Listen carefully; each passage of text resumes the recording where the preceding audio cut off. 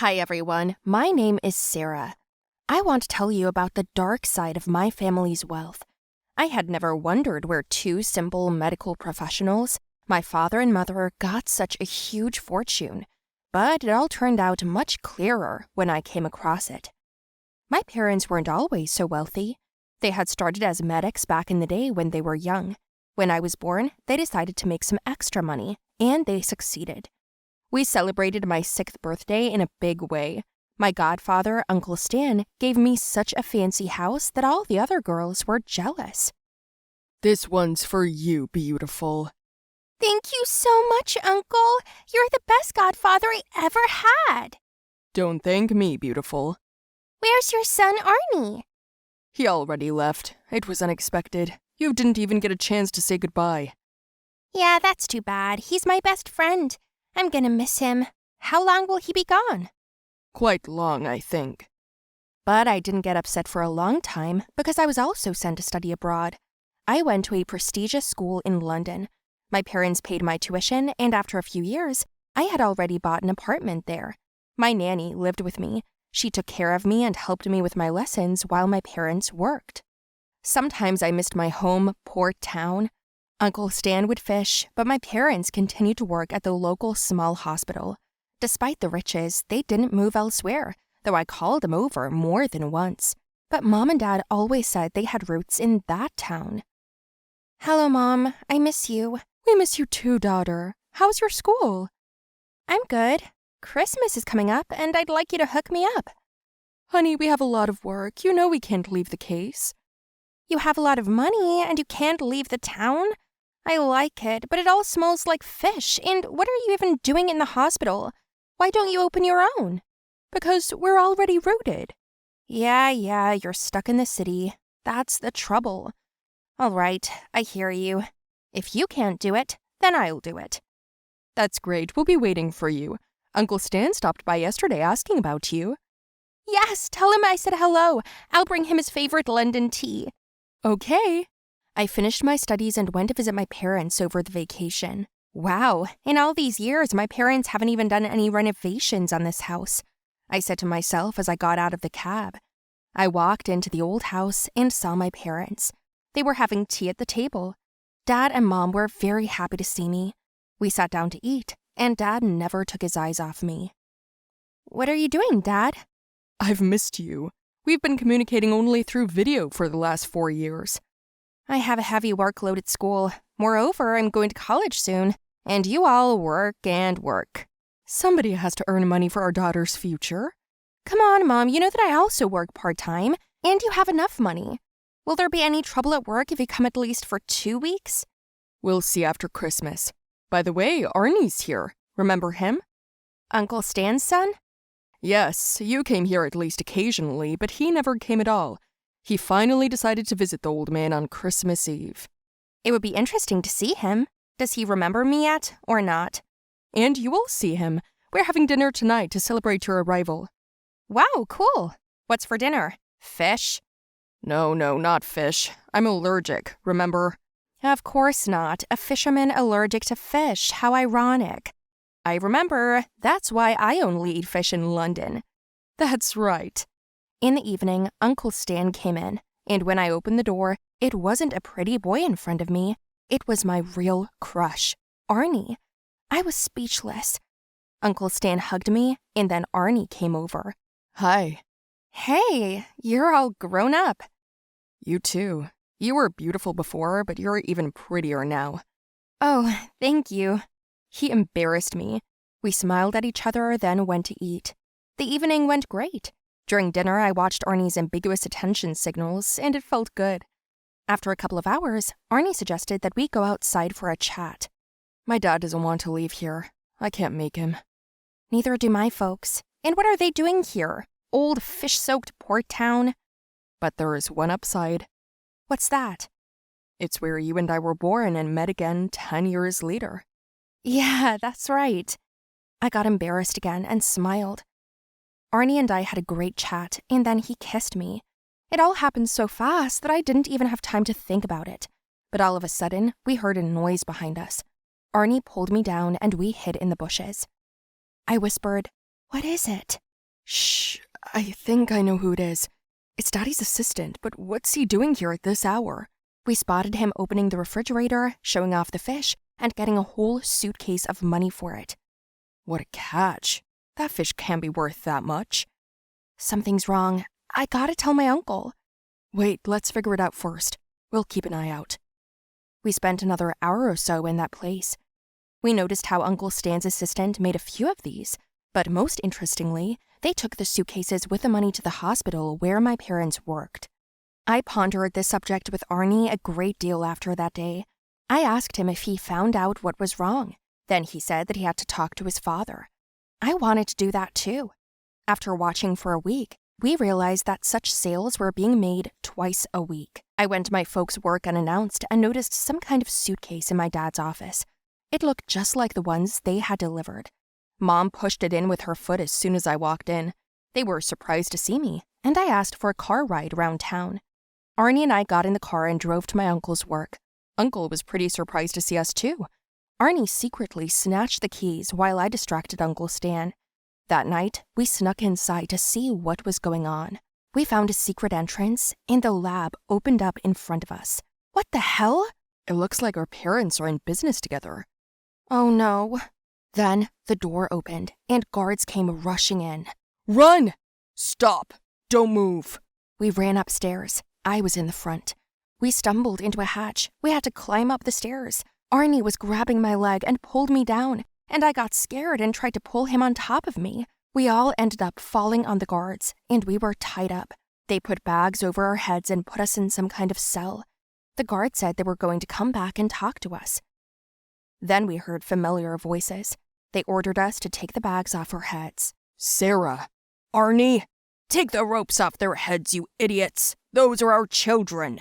God, baby, is there anything wrong with you? No, Dad, I'm fine. Arnie, are you okay? Wait, what are you guys doing here? We know everything. What do you mean?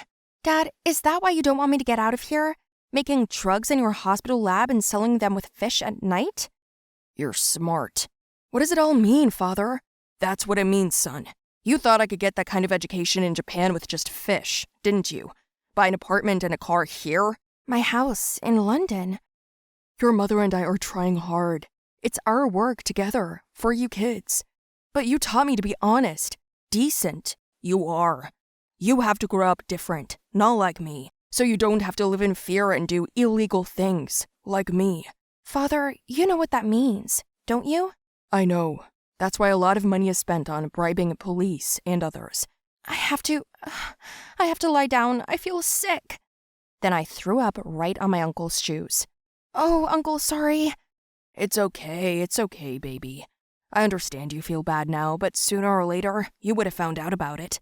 So it's okay. It's time for you to go home, and Arnie and I are going to have a long talk. Arnie and I got untied. Arnie went to walk me home. We barely said a word on the way there. There's a bad feeling settling in my stomach. Now I don't even know what to do with this information. I understand that it was all done for me, but the very fact that our parents are doing something dark is not pleasing. And me too. I thought my dad was the perfect father and a great fisherman. Well, I thought there was something else behind the fish. What are we gonna do? We should talk to them first. You want to change their minds? I don't know yet. Do you? Neither do I. I don't know. I want to think it over first. So, today's the second day that I haven't talked to my parents, and I have no idea how to get them to stop participating in such dirty business. What advice do you guys have for me? Hello, everyone. My name is Eliza. I had a difficult period in my life, even the most difficult. Of course, it's a little easier now, but what I went through almost made me give up. I will tell you everything now in more detail. And you, please, like the video, write your opinion in the comments, and do not forget to subscribe to the channel. I'm in high school.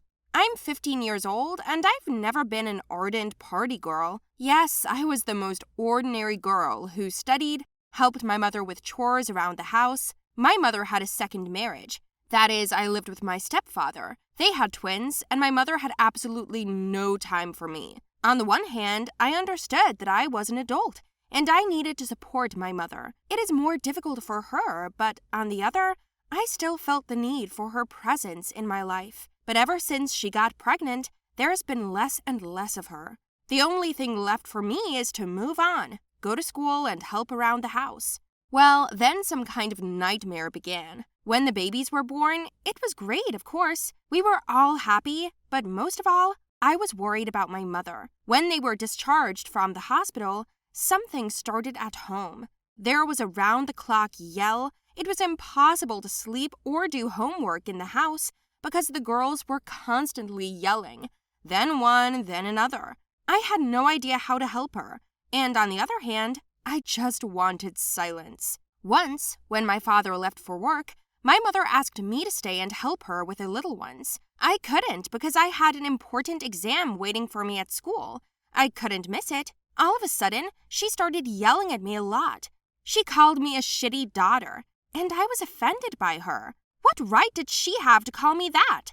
Out of anger, I said a lot of unnecessary things to her. I probably shouldn't have said it, but I couldn't help myself. I shouted that it wasn't my fault that she had remarried and had to give birth. My mother felt like cold water had been thrown over her. She stood up straight and left. Full of anger, I slammed the door and ran to school. By the way, yes, that day I successfully failed the exam, and this made me even more angry. I've never been so angry before. Anyway, just in time for me to step out into the hallway after the exam, Cal came up to me. This is a guy from another group. He has been hitting on me for a long time, but I did not return his love. He invited me to a party in honor of the fact that his parents went on vacation and left him alone in their big house. I decided to accept the invitation and went with him as agreed. I was very drunk that night, and I think I was taken with a first glass of champagne. I felt so bad that I couldn't control myself anymore. All I remember is Cal pouring me another glass of champagne or wine and then inviting me into his bedroom. I didn't even say anything. I just went with him, and I don't remember much about what happened there. When I woke up the next morning, I felt like my whole body was hurting, including my head. Cal started to say something to me, but I put my hand over his mouth. I didn't want to hear it. I got dressed and left. I heard a lot more from my mother, and our relationship heated up. But the problems didn't end there. After a week, I noticed something. I had delayed menstruation. I bought a pregnancy test, and yes, it's like I've won the fucking jackpot. I got pregnant. All I felt at that moment was regret and confusion. I felt sorry for myself, and also terribly afraid. I now did not know what to do and how to be. I definitely didn't want to tell Cal about it, and I planned not to tell anyone yet. My mother knocked sharply on the bathroom door, and I ran out of it like I was scolded. I ran into my room and remembered that I had left the test in the bathroom. A second later, my mother ran out of there shouting, "Are you pregnant?" I didn't have time to come up with an excuse, so I just said yes. She asked who the father was, and I said I didn't know, or rather I didn't remember. She almost had a heart attack. No, I wasn't hoping for anything, and I hadn't even decided what to do about keeping the baby or not, but my mother's behavior made me give up, and I suddenly wanted to give birth to her for evil. She went and wailed every day, slowly dripping on my nerves. She demanded that I have an abortion. I said I was going to give birth. To be honest, I didn't expect such a reaction, but she collected all my things and put them out the door. I couldn't believe she'd done that. Well, how can you kick out your pregnant daughter? I felt a sense of despair and resentment, and all I wanted to do was cry.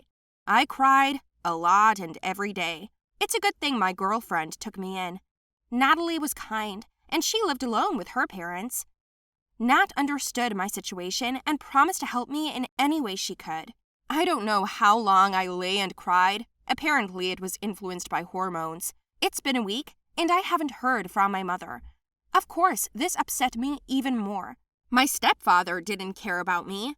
I didn't need anyone but myself and my girlfriend. As soon as I thought about it, someone came to the door. Imagine, it was my stepfather. He brought me money, food, and clothes. It turns out that Natalie told him where I was, and he decided to help a little. I didn't expect it. When I asked where my mom was, he said she was home with the girls, apologized for her, and said she was having a hard time, so she was taking it out on me. I asked him to tell her that I was not a scapegoat, and that if it was so difficult for her to think about me, then let her not strain herself. Apparently, she had no place left for me in her life. My stepfather must have felt it too, so it was like he was apologizing. I accepted his help, and then he left. I gave the whole amount to Natalie for my living expenses. We held out for another month, but I needed care, a doctor and all that, and I didn't even know where to go. I was so scared. I was getting even more depressed when someone knocked on our door again.